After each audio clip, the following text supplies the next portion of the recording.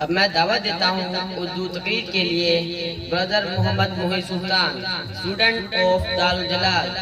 Please come on the stage Muhammad Muhi Sultan. اللہ الرحمن الرحیم. قرآن کا مفہوم انہیں کون بتائے؟ قرآن کا مفہوم انہیں کون بتائے؟ آنکھوں سے جو چہروں کی تلاوت نہیں کرتے.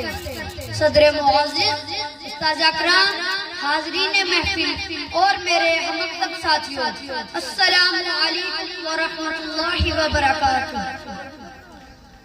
آج جس عظیم الشان موضوع پر مجھے لب کشائی کرنے کا موقع مل رہا ہے وہ ہے عظمت قرآن.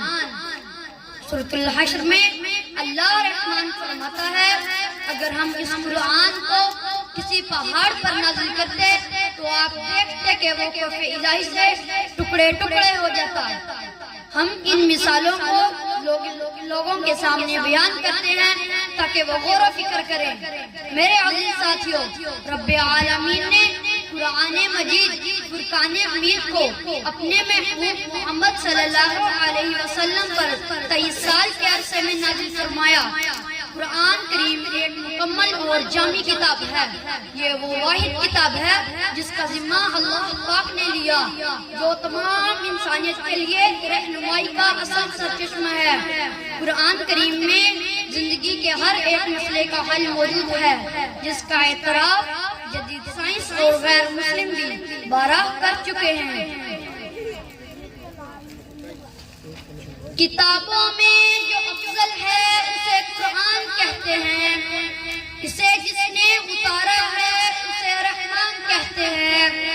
سجالے اپنے سینے میں جو اس کے 30 پاروں کو زمانے بھر میں اس کو حافظ قرآن کہتے ہیں. قرآن کریم کو نازل ہوئے کئی صدیاں گزر چکی ہیں لیکن اس کی آیات میں ذرا برابر بھی فرق نہیں آیا اور نہ ہی کبھی آئے گا. قرآن کریم کی عظمت اور شان کو لفظوں میں بیان کرنا گویا سورج کو چراغ دکھانے کے مترادف ہے. قرآن مجید کتابوں کی سردار، خالق کائنات کا کمال، دنیا کے لیے معجزہ، فلاح کا راستہ، سینوں میں محفوظ ہو جانے والا کلام، حق اور سچائی کا پیغام، بنی نوع انسانوں کے لیے ہدایت، غرض یہ کہ پوری انسانیت کے لیے خیر ہی خیر ہے. ہر در پہ جھکے سر یہ میری شان نہیں ہے، سامان تجارت میرا ایمان نہیں ہے. ہر لفظ کو سینے میں بسالے تو بنے بات، کاکوں میں سجانے کو یہ قرآن نہیں ہے. قرآن مجید انسانوں کو ہدایت، صداقت، عدل، انصاف، محنت، محبت جیسے اعلیٰ ضابطۂ اخلاق سے نوازتا ہے. قرآن وہ انمول تحفہ ہے جو مرنے کے بعد بھی وصول ہوتا رہے گا. لیکن افسوس، صد افسوس، آج ہم نے قرآن مجید کی تعلیمات کو یکسر فراموش کر دیا جس کا نتیجہ ناکامی کی صورت میں ہمارے سامنے ہے. قرآن ہمارے سامنے کائنات کے راز کھولنا چاہتا ہے لیکن ہم بھی حرف 10 نیکیوں سے زیادہ سوچنا ہی نہیں چاہتے. ماہوں خورشید کے اسرار سمجھ لیتے ہم، یہ بھی ممکن تھا ستاروں کا سفر کر لیتے.